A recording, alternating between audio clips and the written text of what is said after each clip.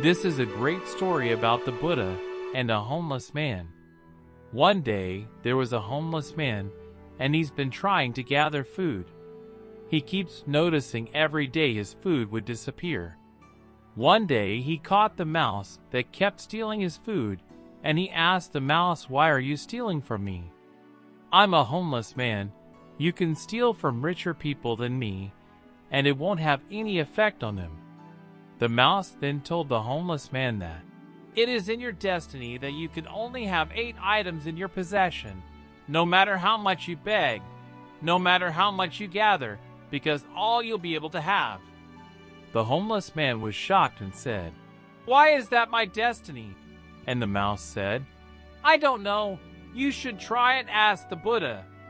So the homeless man goes on his journey to go find the Buddha, and as he is going it gets late, so he ends up at a wealthy family's house and asks if he can stay the night. They let him in and ask him, "Young man, why are you traveling so late?" And he answered, "I have a question for the Buddha, and tomorrow I'll be on my way." The family then says, "Can we give you a question to ask the Buddha? We have a 16-year-old daughter who can't speak. We just want to ask, what do we have to do to have her speak?" So the homeless man thanks them for shelter and tells them, "Of course I've asked your question for you."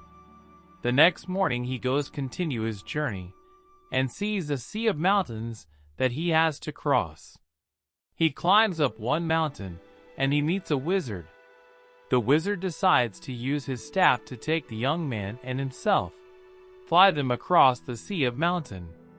And the wizard asks the young man, "Where are you going? Why are you deciding to cross these mountains?" The young man said, "I am going to ask the Buddha a question about my destiny." The wizard then says, "Can I please give you a question to ask the Buddha? I've been trying to go to heaven for 1,000 years according to my teaching. I should be able to go to heaven now. Can you please ask the Buddha what do I have to do to get to heaven?" "Of course I'll ask your question for you." As he continues on his journey, he runs into his last obstacle, which is a river that he cannot cross. Luckily, he meets a giant turtle who decides to take them across the river. As they're crossing the river, the turtle asks, "Where are you going?" "I'm going to see the Buddha. I'm going to ask him a question about my destiny." The turtle then says, "Would you please ask a question for me? I've been trying to become a dragon for 500 years according to my teaching. I should have become a dragon by now. Can you please ask the Buddha what do I have to do to become a dragon?" So the young man thanks the turtle for taking them across the river and says, "Of course, I'll ask your question for you." The homeless man finally meets the Buddha, and the Buddha tells everybody, "I will answer 3 questions for everybody here, but only 3 questions."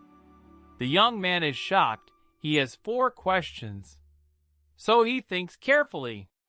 He thinks about the turtle. The turtle has been living for 500 years trying to become a dragon.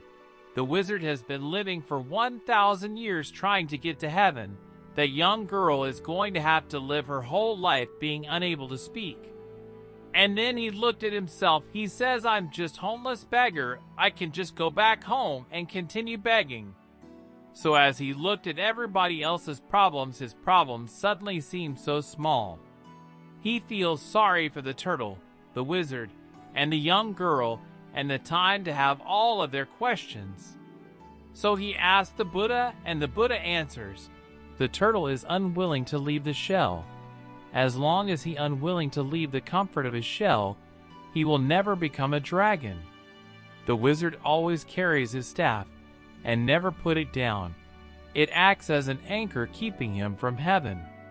And as for the girl, she'll be able to speak when she meets her soulmate." So the homeless man bowed to the Buddha and went on a journey back home.